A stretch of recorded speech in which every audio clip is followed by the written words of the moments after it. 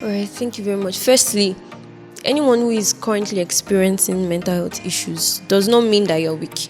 It does not mean that you're too emotional.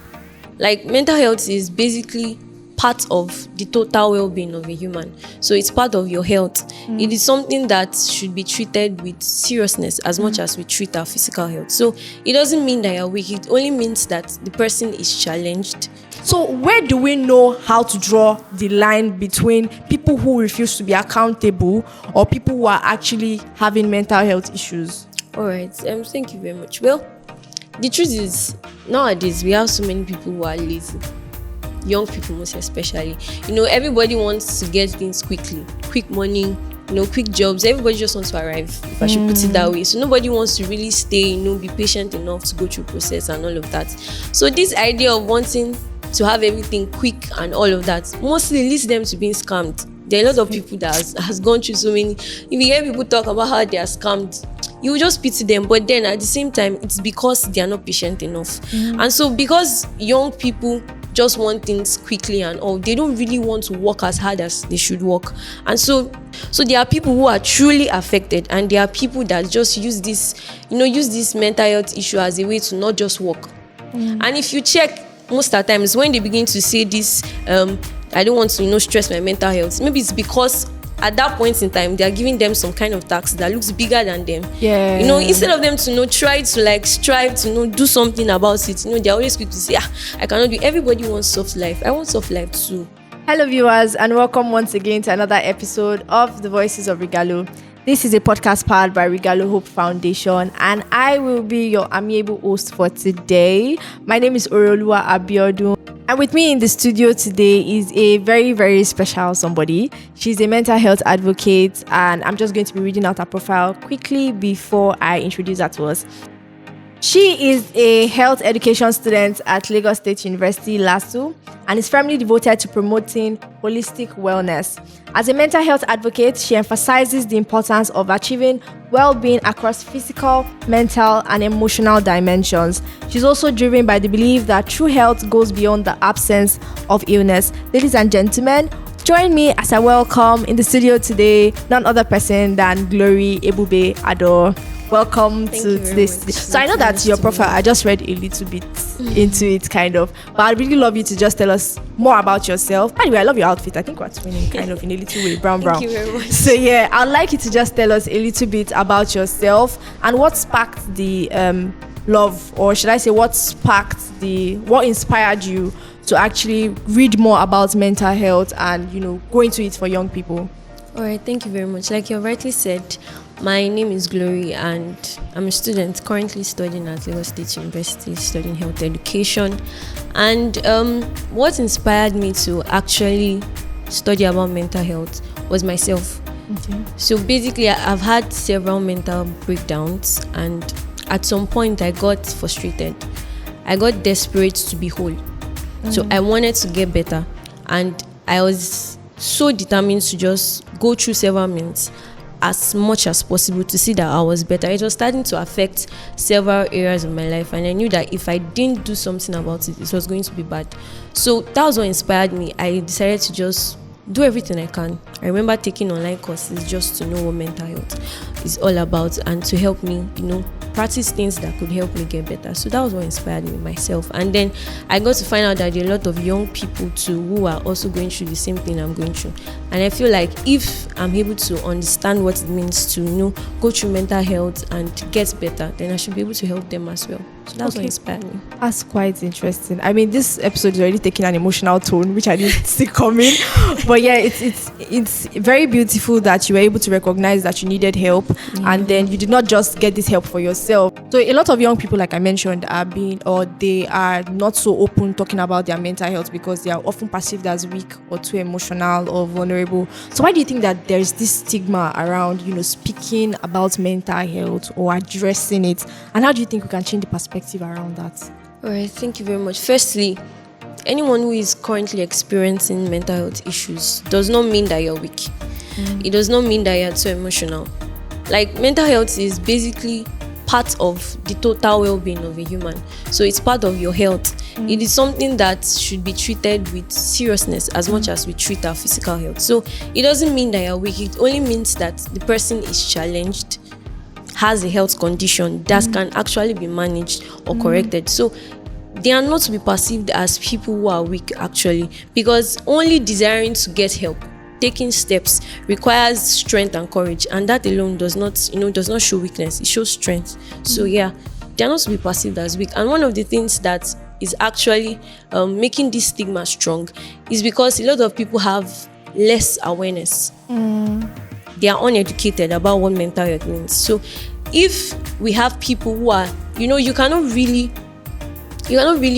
understand people if you don't, experience what is happening to them. It's always quick for you to condemn what you have not experienced. But then if there is an experience, if you understand what it means to actually go through these things, it's easier for you to understand them and not really perceive them as people who are weak or people who are striving to be better. So this stigma is mostly caused by lack of awareness, lack of education, so many cultural beliefs, actually, the society and all. They just believe that there's this fear of judgment, just like you said. If I say I'm having so many mental issues or I'm experiencing one type of mental issues, feel like exaggerating. They will just feel like they will discriminate. Actually, they will discriminate you. Some people will even ridicule you. So these things comes from lack of awareness mostly. They don't know what it is.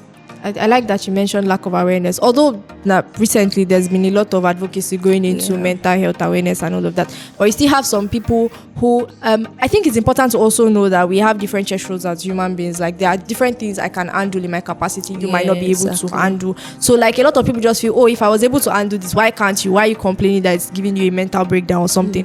But I think on the flip side, I like to mention, because a lot of Gen Zs, by the way, I'm not Gen Z, let me put that out, but a lot of Gen Zs always use this mental health as an excuse to underperform or not be hardworking. Like any small thing you just hear, please, my mental health is at stake, please, my mental health. And I feel like sometimes they make it now, what's the word? They downplay what mental health actually is. So where do we know how to draw the line between people who refuse to be accountable or people who are actually having mental health issues? All right, thank you very much. Well, the truth is, nowadays we have so many people who are lazy, young people most especially.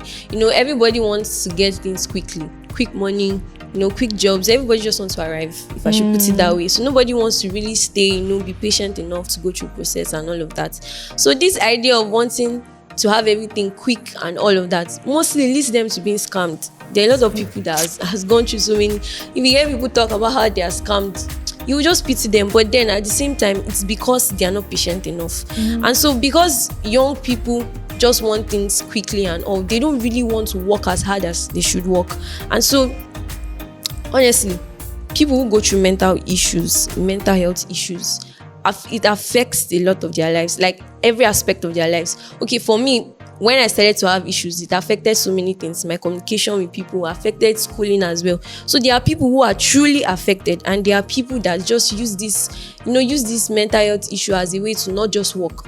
And if you check, most of the times when they begin to say this, I don't want to stress my mental health, maybe it's because at that point in time they are giving them some kind of task that looks bigger than them. Instead of them to try to strive to do something about it, they're always quick to say, I cannot do. Everybody wants soft life. I want soft life too.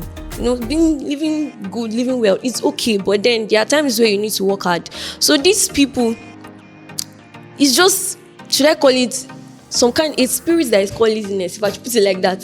Just being like, I don't want to work. I just want things to just come to me. I don't have to do too much. Let it shall be here. Maybe I just need to work for like 5 minutes and get 100 million. How is that even possible? You get so many of these people, they have this mindset that they don't want to do too much. They just want to do little and get. Believe they are woke. Yeah. So that's one of the things that is affecting. Yeah, I think it's very beautiful that you mentioned laziness, like the spirit of laziness, because I think that most people just often see some positions or they see some achievements and they just envy it and they just wish or they Yeah, think they will have automatically it. it will fall on their shoulders. But most times it was hard work that got people to those positions Yeah. or those level of attainment. So as young people, I mean, it irks when you see young people using mental health as excuses not to do certain Honestly. things, even when they want to stretch, when they are supposed to stretch Stretch. themselves to do certain things. They just always no, my mental health is at stake, please, I can't. So I think it's something very important we must understand. So also I'd like to mention that we know stress is, especially in a place like Lagos, is factored into our everyday life, like, and managing yourself, managing, especially for professionals, managing their career. Some are even taking courses on the side, some are managing family, and all of that. It brings stress into the equation. It's something that we can't really take out. So what are like everyday will I say strategies or everyday everyday practices that can help manage stress and manage people? Alright, there are several things that could actually help, be able to manage stress, not to burn out. Simple things actually that are not too much. Prioritize self-care. Learn to sleep. A lot of, especially people who work nowadays, as much as working so hard to the point where you feel that, okay, I'm working hard, I don't need to sleep at night. Always their eyes are fixed to the screen of their system, working and all of that. Those things are good. You might be able to achieve a lot, but it will tell on you as time goes on. Run. So prioritize self-care. Sleep as much as possible, stay hydrated, drink water, reduce intake of alcohol and all this caffeine. I've seen people who say they have to take coffee to stay awake and all of that. It might keep you awake, Though I don't know how that thing, it never works for me. honestly. Especially young people during exam periods and all of that. I've had several of my classmates who always say, they always recommend, if you can't read at night, just take caffeine and all of that. It might work for you, but then it will start to affect you on the long run. So prioritize sleep. Learn to delegate. If the workload is becoming too much, ask someone for help. Ask someone to help. Be able to delegate duties to people. Okay, assist me on this. It's becoming too much. Prioritize. Taking walks, relaxing, resting. These things might seem like you being irresponsible, but it helps your health actually. So take walks as much as possible. Engage in hobbies, things that can help you relax. And one more thing, learn to say no. I have a problem with That's that. the problem actually. Learn to say no. We have people who always, you want to please everybody, you want to say yes and all of that. Learn to say no at some point. When you know that it's becoming overwhelming, it's affecting your health, say no. It doesn't mean that you are irresponsible. It doesn't mean that you are just prioritizing your self-care, because it's someone who is healthy that can actually work. So learn to say no. Don't work until you're so overwhelmed. Several times I've had my body shut down on me on important moments, and this was because I stressed myself too much. I was always, anybody wants to do something, yes, do this for me, yes, do this for me, yes. So when you engage your body in so many activities, you don't give it the rest that it needs. One day it might actually shut down on you on very important occasions. So it's important to learn to say no.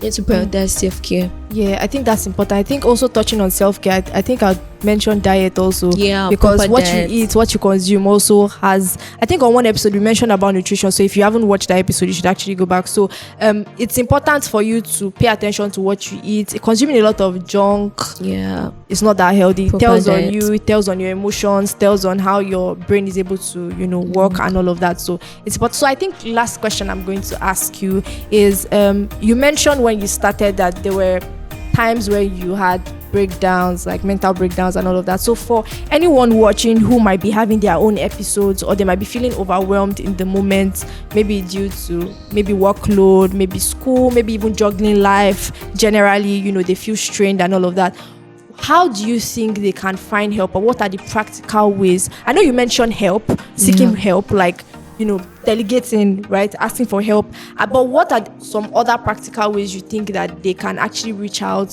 seek help and healing that they need? First of all, whoever is experiencing mental health issues should know that your feelings are indicators. They're indicating that there is a problem, but you should not really allow your feelings to dictate for you most times. So whoever is overwhelmed presently with so many mental health issues, the first thing I would say you should do is acknowledge that there is a problem. A lot of young people, they always try to hard guy. Nobody wants to acknowledge that they have problems. You notice that there are some things that are happening to you that are no longer normal. Acknowledge that there is a problem. And the next thing to do is don't isolate yourself. Speak out. Reach out to somebody. Don't Don't keep yourself in the dark and say, okay, nobody will understand what is happening to me. Trust me, there are people that even if you think they don't understand, they do. We have so many role models of kind of people that have experienced mental health that can actually help. So don't isolate yourself. Speak out. Connect with people. You have friends. People when they are going through some mental health issues, maybe something like depression. They just shut out on their friends. But the main thing that helped me out when I had those breakdowns with my friends. So I had friends who would always reach out to me, who would always talk to me, who would always encourage me, always say things to help me get back on my feet. So don't isolate yourself. Be open to getting help. Some people, they know that they have problems, but they just don't want to receive help. So be able to be open, accept help as much as possible. Don't isolate yourself. Reach out. Be determined to get better. Because one thing that helped me was I was desperate for the help. I was looking for the help by all means because it was starting to affect my everyday life, and I knew if I was not determined, I would have not gotten to the point that I am now. So don't isolate yourself. Reach out. Prioritize self-care. Do things that make you happy. Actually, for me, there are a lot of things that I did that actually made me happy. Simple things like dressing up and taking pictures. As little as those things are, they helped me. So know the things that makes you happy. Know the things that trigger you into that state of being down and depressed and all of that. So don't isolate yourself, most importantly. Okay, I think you've answered one question that came to mind, because I was about to ask, like, how do, for example, people who don't exactly understand themselves yet, they can't really place hands on their feelings, right? And it's like over time they're able to know, oh, this is how I felt that year. So how are they able to know how they are feeling in the moment, right? But I think you've kind of shed light into that. But I also want to ask, I know that was my final question, but I also want to ask that, for example, you said, okay, people should reach out, they should talk to their friends and all of that. But I know that there was a state in my life where I didn't exactly have friends that I could open up such issues with and share with. So like an individual now who doesn't exactly, let's just paint the scenario, they don't exactly have people around them who they can be vulnerable with to share those informations. And then you have some mental health coaches online who collect some crazy amount of money to, for you to seek help and all of that. I'm not saying that they collecting that amount of money is, unfair. I mean, they are professionals in their space and, they have so much value to offer. But for people who are maybe in a state where they don't exactly have the right set of people around them, maybe even the people around them are the ones creating that, fiction in their mind. So how do you think they can navigate that season? They can't reach out. They don't have the resources or the financial resources to reach out to professionals. And at the same time, the people around them who they might want to reach out to are not exactly receptive. So how do you think they can navigate? All right. For me, I would say that, because at some point I actually tried, to get consultation from all this, and I saw that the fee was too much for me. So what I did was I watched several videos. We are young people, we have phones, we have data and all of that. Watch videos. And one of the things that helped me was that I read books. I don't know how, but I was so, should I call it, addicted to reading books, and it kind of made me alive again. So watching videos, reading books, you don't have friends, those videos will actually help. Those books will actually help. So watch videos that helps you. Read books as well. Okay, so thank you so much for sharing so much insight on this. I feel like I've learned a lot. Like, if I could take myself back to like maybe 10 years before now, I would have done some of the things that you mentioned, and I would have actually implemented them. I was hoping that today's episode was going to be a bish, but it's an emotional one, and actually I'm hoping that we've been able to gain one or two insights into this, how that we should actually reach out if you are struggling with your mental health. It's not an absurd thing, right? Because mental health is part of your whole well-being, right? So it's something that you should actually take into cognizance, and you should be intentional about it. So like she said, if peradventure the people around you are even the ones creating this crisis for you, you can learn online. We have a lot of resources now available on the internet. We can read, learn, watch videos, read, invest in reading. I think even through reading you're able to understand yourself better, you're able to properly express yourself, and you're able to get the right help that you need. So thank you once again for listening in today's episode. Thank you so much for joining us. We've just heard the voice of Glory Adoh, and she has shared how she was able to navigate her mental health journey and the issues she had regarding this. So I remain your host for today. I'm still your host. My name is Uroluwa Abiodun. So till we meet again next time, stay tuned to Voices of Regalo.